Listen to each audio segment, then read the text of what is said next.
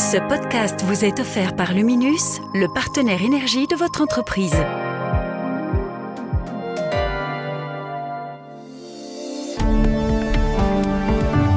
Bonjour et bienvenue dans Z sur 7. Nous sommes le lundi 9 juin et voici un nouvel épisode de l'info à ne pas manquer. Donc c'est vraiment la fin d'un monde tel que l'on était habitué, dans lequel on vivait. Risque-t-on une grande guerre européenne ? Pourra-t-on se défendre seul face à Poutine, sans le soutien des États-Unis ? Olivier Mouton reçoit Pascal Boniface, politologue réputé et fondateur de l'IRIS, et il commence en parlant de la possibilité d'un cessez-le-feu ou d'une paix entre l'Ukraine et la Russie.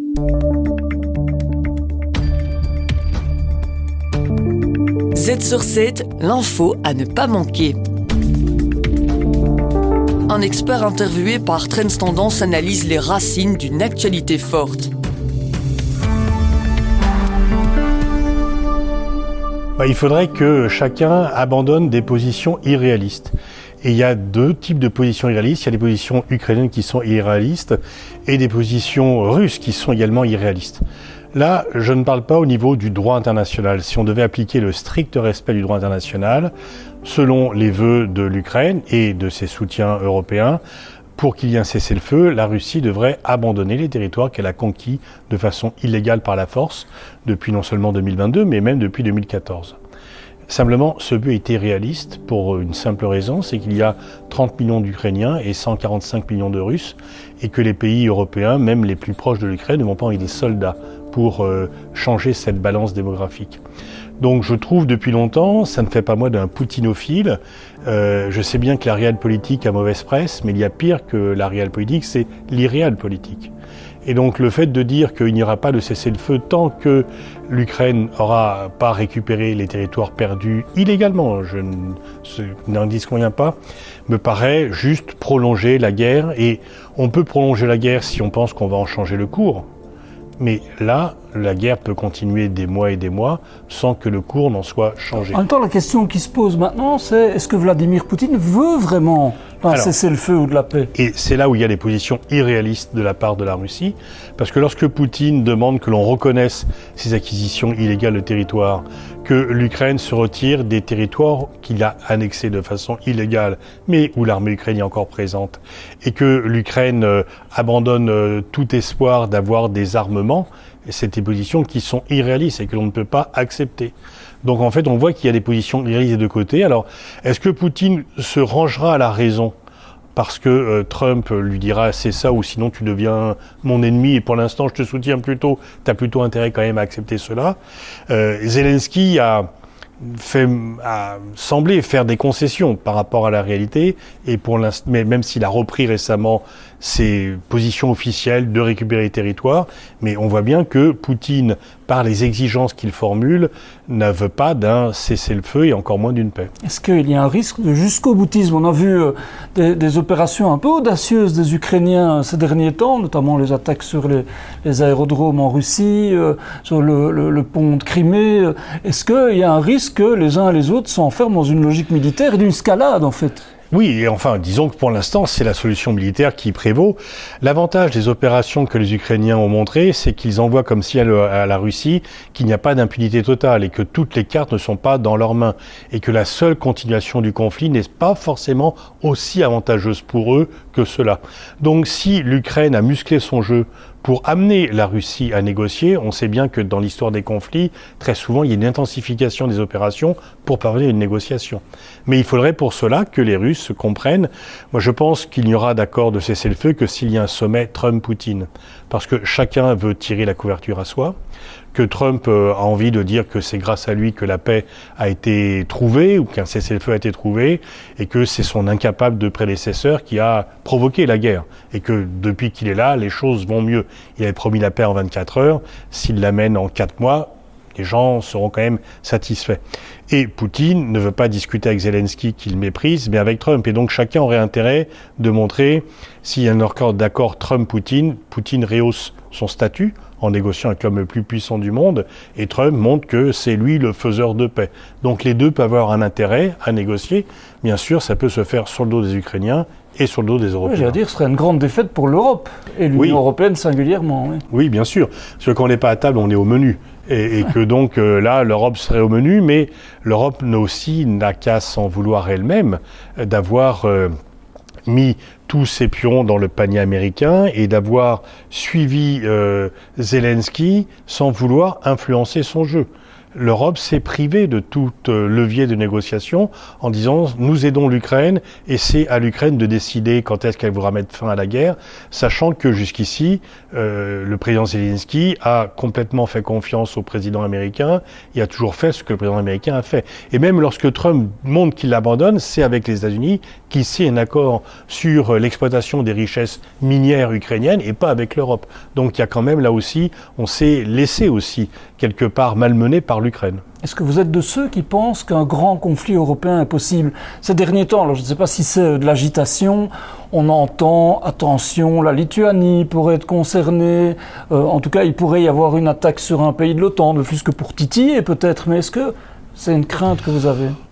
Alors bien sûr, des pays les plus fragiles, c'est plutôt la Moldavie, voire la Géorgie, qui ne sont pas dans l'Union européenne, qui ne sont pas dans l'OTAN. Qui n'ont pas le parapluie de l'OTAN. Et qui font partie de l'ex-espace soviétique. Et donc, sur lequel, et où il y a des minorités russophones. Il y a des minorités russophones dans les pays baltes. Il n'y en a pas en Pologne. Donc, jusqu'ici, Poutine a toujours dit qu'il ne s'intéressait pas à la Pologne, qu'il ne s'intéressait pas aux pays baltes. Il peut changer d'avis en prétextant le mauvais traitement pour les minorités russophones. Et c'est effectivement un point d'interrogation. Sur la Pologne est un pays qui est quand même très puissant, qui est vraiment au cœur. Mais on peut aussi, il faut que les pays de l'Union européenne et de l'OTAN disent très fermement que les pays baltes font partie de l'Union européenne, font partie de l'OTAN. Que l'article 5 s'appliquerait. Sauf que, à partir du moment où le président américain met en doute l'article 5 et sa validité, quelque part, il vient priver de sa substance l'Alliance Atlantique. Moi, je pense qu'on est à un tournant historique et qui est très rapide, c'est que Trump a déclaré la fin du monde occidental tel qu'on le connaissait depuis les années 40. C'est-à-dire que l'Alliance Atlantique, on peut dire Churchill, le rideau de fer en 1946, Truman, les États-Unis prennent la tête du monde libre en 1947, on crée l'Alliance Atlantique en 1949, et il y a toujours eu depuis une protection américaine des pays européens contre Moscou, que Moscou soit la capitale de l'URSS ou de la Russie. Et là, Donald Trump nous dit que non, il ne veut plus défendre la sécurité des pays européens, voire même qu'il peut vouloir les menacer, voir ce qu'il veut faire pour le Groenland et le Danemark, et donc pour un pays comme le Danemark, pays fondateur de l'OTAN. Le protecteur devient un potentiel prédateur, donc c'est quand même extrêmement inquiétant. Et nous, il nous dit qu'on n'a qu'à se débrouiller nous-mêmes, et il veut passer un accord directement sur nos têtes avec la Russie. Donc c'est vraiment la fin d'un monde tel que l'on était habitué, dans lequel on vivait, et je ne suis pas sûr que tout le monde le réalise. Et je crains que certains se bercent d'illusions en disant que c'est un mauvais moment à passer et que tout va redevenir normal dès qu'on sera réveillé de ce cauchemar. Est-ce que l'Europe est à la hauteur de la situation? On a vu que, notamment votre président, le président français Emmanuel Macron, a pris les devants sur un certain nombre de réunions de format variable, d'ailleurs, avec son homologue, enfin le Premier ministre britannique et le nouveau chancelier allemand. Est-ce que là, les Polonais aussi, est-ce qu'on assiste là, quelque part, à un réveil européen de bonne augure? Alors, les élections en Pologne de dimanche ne conduisent pas à l'optimisme, contrairement à... Oui, l'élection d'un président plutôt pro-Trumpien. Voilà, ouais. À 1% près, c'est très important, parce que la Pologne est un pays extrêmement important, et donc on voit que quelques dizaines de milliers de voix peuvent faire un écart. Quant au chancelier allemand, qui avait soulevé beaucoup d'espoir lorsqu'il avait dit que l'Allemagne devait devenir indépendante des États-Unis, il semble que là, au cours de sa visite aux États-Unis, il essaye de convaincre Trump de revenir en arrière, mais je pense que c'est une erreur à la fois tactique et stratégique de penser que si on est plus avenant avec Trump, on va l'amollir, on va l'adoucir. Je pense plutôt qu'il va en déduire que nous sommes faibles et que lui n'aime pas beaucoup les faibles, et lorsqu'il voit quelqu'un qui est faible, il n'a pas envie de le protéger, mais au contraire de le pressurer. Et que toutes les toutes les concessions que l'on fera à Trump ne seront pas vues comme des actes de bonne volonté, mais comme des signes de faiblesse qui montrent qu'il faut juste augmenter la pression pour obtenir un peu plus. Donc l'Europe n'est pas assez forte pour le moment. Enfin, elle essaye de se coordonner, de se concerter, de mettre en place notamment une riposte militaire, peut-être sous forme d'une protection en Ukraine, mais à côté de ça... Elle n'est pas tout à fait sortie de son somnambule stratégique. Et donc, il y a une prise de conscience chez certains, mais qui ne va pas jusqu'au bout. Il y a quand même encore l'espoir que Trump va nous protéger. Il a pourtant dit très nettement, il avait quand même laissé entendre, dès son premier mandat, que cette période était mise en doute pour lui. Et là, il le dit encore plus franchement. Et quand on entend son vice-président, on voit bien que c'est pas une foucade personnelle de Trump, que, contrairement à certaines théories fumeuses, ce n'est pas parce que les Russes ont un moyen de chantage sur lui, parce qu'on ne le dit pas de J.D. Vance, il est encore plus ennemi hostile à l'Union européenne. L'Union européenne, c'est le multilatéralisme et la régulation. Ce sont deux choses que Trump déteste totalement, que J.D. Vance déteste, que Musk déteste, que les milliardaires de la tech américains détestent. Donc il ne faut pas penser que le culbuto va revenir à son point d'équilibre. Est-ce que le risque aussi n'est-il pas une déstabilisation interne à l'Europe ? On vient de parler de la Pologne dont la présidence a basculé, la Roumanie, on n'a pas été loin. L'Italie a déjà été un peu, on connaît la Hongrie, la Slovaquie. Et est-ce qu'on a un risque qu'à un moment, la déstabilisation, elle vienne de là, en fait ? Disons que si le Rassemblement national gagnait les élections présidentielles en France en 2027, on pourrait se poser des questions, non seulement moi en tant que Français par rapport à ma vie de citoyen, mais vous comme Européen par rapport au rôle de la France dans cet ensemble européen. On voit quand même que l'AfD progresse en Allemagne et que un gouvernement de coalition chrétien-démocrate, social-démocrate ne peut faire de l'AfD le premier parti d'opposition. Donc il va forcément grandir. Et on voit que Pays-Bas, il y a quand même l'extrême droite vient de déstabiliser le gouvernement, que vous-même en Belgique, même si vous avez un gouvernement, toujours une menace. Les progrès de l'extrême droite en Angleterre, au Royaume-Uni, non, effectivement, on voit que les Américains aident à la décomposition de l'Union européenne. Donc ce n'est pas du tout le comportement d'un allié, ni encore moins d'un protecteur. Une forme d'alliance objective entre les États-Unis et la Russie, en fait. Oui, parce que tous les deux détestent l'Europe. En fait, Poutine déteste l'Europe parce qu'il reproche à l'Europe de s'être trop liée aux États-Unis. Pour Poutine, l'Europe a été suiviste par rapport aux États-Unis, n'est pas indépendante et il méprise l'Europe du fait de cette absence d'indépendance. Il pense que l'Europe a suivi docilement les Américains en 2014 après l'annexion de la Crimée, qu'elle n'a pas joué son rôle. Il en veut aux pays européens d'avoir trouvé un compromis en 2014 en Ukraine, de ne pas l'avoir fait respecter et que, selon lui, d'avoir laissé faire un coup d'État en Ukraine, alors que les ministres des Affaires étrangères français, allemands et polonais avaient trouvé un accord et qu'ils ne l'ont pas mis en place. Bon bref, Poutine, pour toutes ces raisons-là, déteste l'Europe et Trump aussi pour les raisons qu'on a indiquées. Donc effectivement, ils ont un ennemi commun. Et ils ont un partenariat commun pour affaiblir l'Europe qui se dresse sur leur route. Et en l'occurrence, est-ce qu'il est trop tard pour... on sait que ça passerait peut-être par une Europe politique, par une gouvernance économique et politique renforcée, mais est-ce qu'il est encore temps pour ça ? En fait, il faut déjà qu'il y ait cette prise de conscience des réalités, qu'on ne soit pas dans l'illusion. Alors il y a quand même un réveil, on voit que quand même les choses avancent et que le type de débat qu'on a, voilà, il faut quand même qu'on ait des débats là-dessus. Que l'on fasse prendre conscience, et moi je pense que les citoyens européens ont toujours d'ailleurs été en avance sur les questions politiques par rapport à une sorte d'union européenne pour les questions de défense, les questions de stratégie. Tous les sondages, depuis même très longtemps, avant même la guerre en Ukraine, montraient qu'il y avait un appétit pour une défense commune des citoyens européens plus importante que chez les responsables politiques qui, eux, sont formatés. Par des habitudes politiques transatlantiques qui formatent moins, à mon avis, les citoyens. Donc, et il faut que les citoyens fassent pression sur la politique pour qu'ils prennent en compte cela, et qu'une fois encore, et je veux dire, le fait d'aller vers l'autonomie stratégique européenne n'est pas un geste anti-américain, c'est un geste anti-dépendance.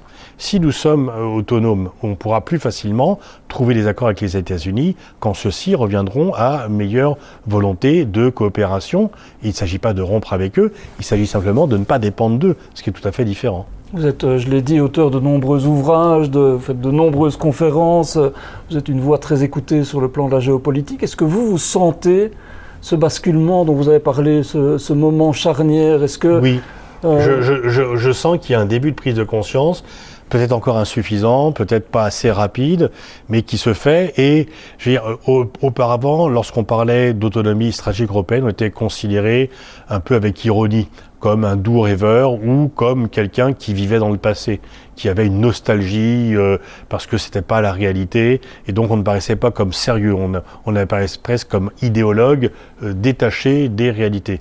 Maintenant, de plus en plus de gens disent que l'autonomie stratégique européenne n'est pas quelque chose d'irréel, mais au contraire une urgente nécessité, une ardente obligation, et pas une sorte de lubie intellectuelle tout à fait irréaliste, parce que tout simplement, Trump a montré que la brutalité avec laquelle il agit, et avec laquelle il parle, mais surtout il agit, il ne ferait que parler, ce serait pas très grave, la brutalité avec laquelle il agit nous conduit quand même à prendre conscience d'un nouveau monde. Pascal Boniface, dernière question. Est-ce que vous vous dites par ailleurs qu'on pourrait ne plus vivre en paix? Est-ce que c'est quelque chose auquel vous pensez parfois? Nous ne le sommes pas tout à fait, puisque indirectement, nous sommes quand même un peu en guerre et que nous constatons quand on lève l'horizon que de Gaza au Soudan, passant par la RDC et bien sûr l'Ukraine, le nombre de conflits augmente malheureusement. Et ils prennent en intensité. Et puis bien sûr, à partir du moment où les grandes puissances remettent en cause le droit international, dont ils sont à la base, parce que le droit des Nations Unies, le droit qui existe, c'est quand même le droit des vainqueurs de la Seconde Guerre mondiale, dont Moscou et Washington. Et c'est les premiers à remettre cela en cause. À partir de là, pourquoi, qu'est-ce qu'on va dire à la Chine par rapport à Taïwan? Je veux dire, à partir du moment où les États-Unis réclament le Canada et le Groenland, ils sont très mal placés pour dire aux Chinois qu'ils ne peuvent pas prendre Taïwan, alors que tous les pays du monde adhèrent au principe d'une seule Chine. Donc on voit bien que chacun, et puis à l'ombre, comme on est concentré sur l'Ukraine, Israël peut agir facilement à Gaza. C'est une obsession européenne évidemment. Voilà. Mais et du coup, les seigneurs de la guerre soudanais se disent faisons nos affaires, on va pas bien nous embêter, profitons que les esprits sont tournés ailleurs pour faire cela, comme le M23 le fait au Congo. Vous l'aurez compris, nous vivons un tournant de l'histoire entre la Russie, l'Ukraine, les États-Unis ou encore l'Europe. Nous ne manquerons pas de continuer à en parler dans les prochains épisodes. En attendant, on se retrouve demain pour un nouvel épisode de la Tech au quotidien. Demain, les journalistes de Trends Tendance épingleront une idée technologique qui boostera votre productivité.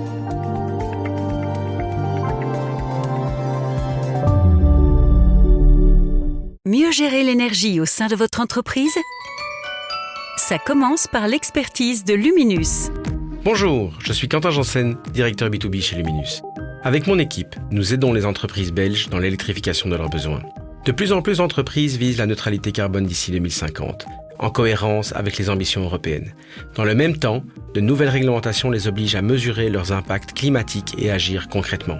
Mais entre les audits, les plans de réduction, les rapports, tout cela devient vite complexe. Mon conseil ? Ne pas attendre. Mieux vaut commencer aujourd'hui, étape par étape. Tout cela commence par une feuille de route claire. Où pouvez-vous agir ? Isolation, chauffage, mobilité, efficacité énergétique, production locale. Les leviers sont nombreux. Chez Luminus, cela fait plus de 10 ans que nous accompagnons les entreprises dans ce type de trajectoire. Avec notre expertise énergétique et celle de nos filiales d'installation, nous construisons ensemble des solutions efficaces et rentables. Pas seulement parce que c'est obligatoire, mais parce que c'est le bon moment pour faire les bons choix. Ensemble, créons un avenir qui a du sens. Vous souhaitez en savoir davantage ? Visitez notre site web luminus.be/smartkits. Luminus ? Ensemble, faisons la différence.